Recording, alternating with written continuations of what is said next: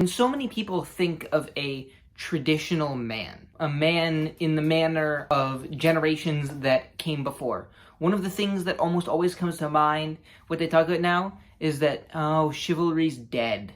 And then people will make videos online, no, chivalry's not dead, guys just need to learn it again. Here's how to be a gentleman. And I've seen plenty of women. I saw a video recently from Billy Ray Brandt talking about, well, what makes a man a manly man? What makes a man masculine? And what they talk about often is being chivalrous, having manners. You know, when you go out on a date, you open the door, you pull out the chair, things like that. This isn't just a nice thing to do. This is what makes you a man. If you don't do this, you're not truly a grown man in a way. You're just a boy is something that I hear a lot. I'm the kind of guy who doesn't do stuff like this. I don't have a lot of manners in general.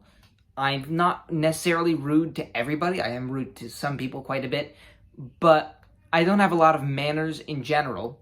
And I've heard very often, aren't you trying to be so manly? Like, because people think, because I make videos like this and stuff, and people think that being manly is all that I think about and it's my entire personality, but that's what they know about me. And anyways, they say, aren't you trying to be so manly? I thought you were in all this traditional stuff. And I am.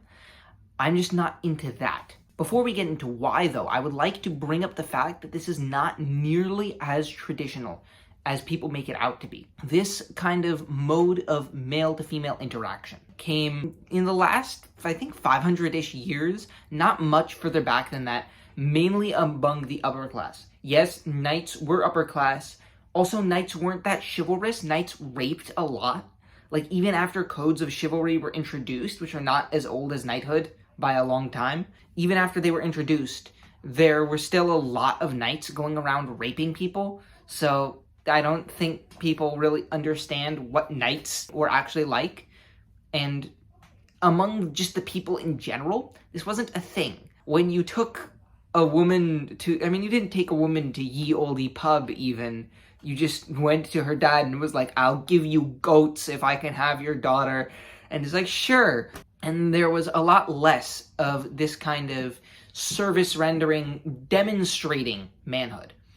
And it's kind of obvious why we have it now in the modern day, more so than in older times. And yes, the 1950s, 40s, 30s, whatever, that is modern day. You know, there's times, oh no, decades ago men did these things. That is modern day. Historically speaking, that is these days, okay? And in those times, there were already just not dangers in people's lives. There already wasn't really anything to actually fight against. So how do you fill your role as a man? You act it out. It's a superficial act of manhood that replaces actual danger. Now, since there's no actual danger to save the woman from, you save her from the danger of the car door. This reflects a modern trend I think I see in a lot of different aspects of how men and women engage with one another in modern day interactions, where they're maybe in a more of a conservative community or something like that, where they're trying to fill their roles, but there's no actual danger or anything. There's nothing to actually protect, provide, procreate. There's nothing to protect from. You're in the middle of a parking lot in some random nice white neighborhood somewhere. There's no danger.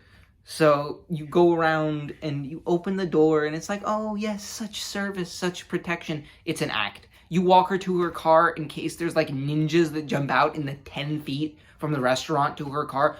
There's no ninjas. Nothing's gonna happen. Come on. It's all kind of an act that makes people feel like they're filling this role when they're not really doing anything. But why don't I do it anyways? It'll improve my odds with a lot of ladies to do these things, oh, so gentlemanly, blah, blah, blah. It will genuinely make me more likely to be able to get the majority of women. But first of all, the majority of women is not what I'm looking for. The kind of woman that this thing attracts is the kind of woman who's into the aesthetic of a traditional relationship, who's into the aesthetic of being cared for, often into more sort of romantic gestures, things that aren't that traditional, that are very recent. that weren't there for the vast majority of human history and still aren't there in a lot of the world today.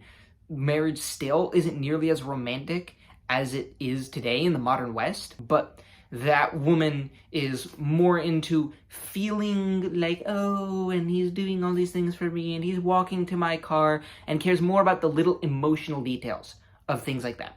If a woman cares about the little details of how you make her feel, and that's the expectation that you set when you come in, she's going to expect that you're going to care about and watch the little details of how you make her feel if you get married every day for the rest of your life. This is what most women expect from most men, and it leaves most men pretty screwed when it comes to marriage, because us as men, we're not into watching how the little things that we do make other people feel every single day. But that's kind of what's expected of us, especially by these women when coming into it, when, like, before the deal is made, before the marriage contract is signed, that's what you're doing, that's what's being expected of you.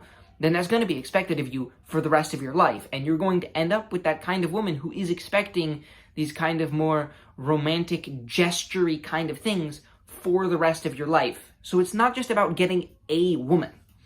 The goal of looking for a wife, the goal of going out on dates, is not just to get any woman. The goal is to get a woman that you can live with and not tear your hair out of your head every day for the rest of your life, which is a pretty difficult thing to do these days, even in conservative circles.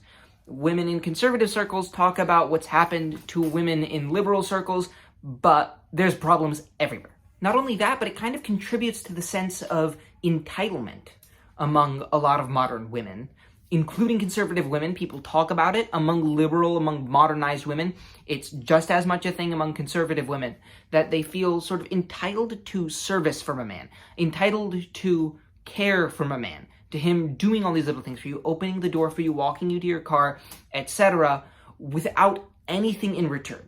Because these days, a man has to prove his worth to a woman. That's what's expected of him. He's going to show, I've made all these accomplishments, I'm doing all these things for you, here's all the things that prove that I'm worth things. And then what's said to women is, know your worth. You already have a lot of worth. You don't need to prove anything. What you just need to do is find a man who can prove things to you and never settle. And it's never really looked at the other way. Well, what if he's settling? What if your worth is lower? You haven't proven anything when he's doing all these things to prove it, telling you about the side hustle he has, or showing how he's in shape or whatever, proving that he has positive qualities. You're just you, and the assumption is that you have value simply because you're a woman, and you don't have to prove that value to anybody.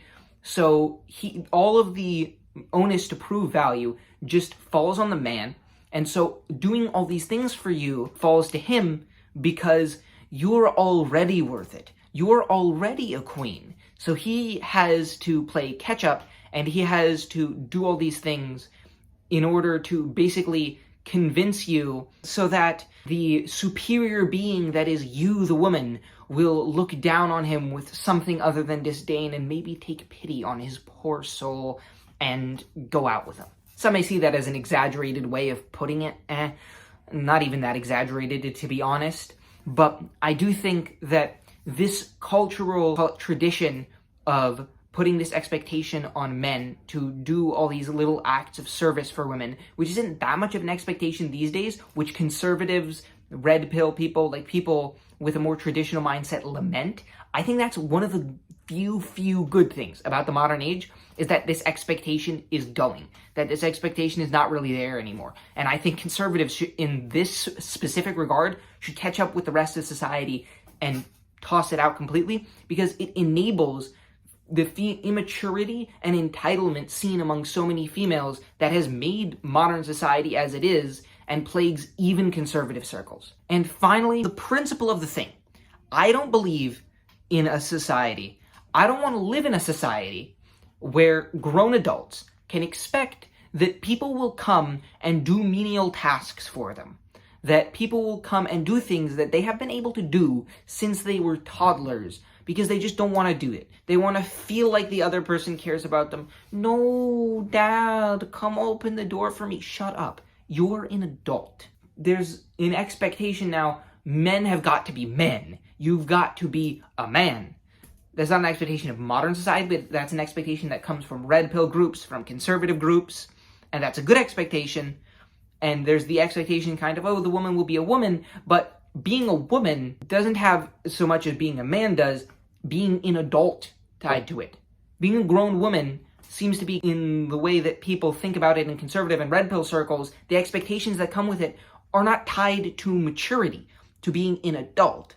Being a man, you do have to be mature to be a man, but you don't have to be mature to be a woman. You can be as emotional and as petty and as focused on these little silly things and having other people do minuscule tasks for you that you can do yourself, and that's immature. And somehow the expectation to be mature is not placed on women. But in my opinion, it should be. It should be placed on every single person in the entire society. I personally am tired of living in a society where if a certain immaturity is widespread enough among women, you can't criticize it. It is Teflon. It is perfect. It's just part of how women are. It's not immature. It's just a girl thing. You wouldn't understand. Damn fucking straight. I don't understand. But just because I don't understand doesn't mean it's valid. Most female things that men don't understand, I say, are not nearly as valid as women make them out to be. So to sum up, not being a gentleman, as I preach to you to do, will not increase your chances with the majority of women. It will not increase your chances of getting dates or getting people to marry you. But it will increase your chances of finding specifically a woman that will not drive you crazy for the rest of your life.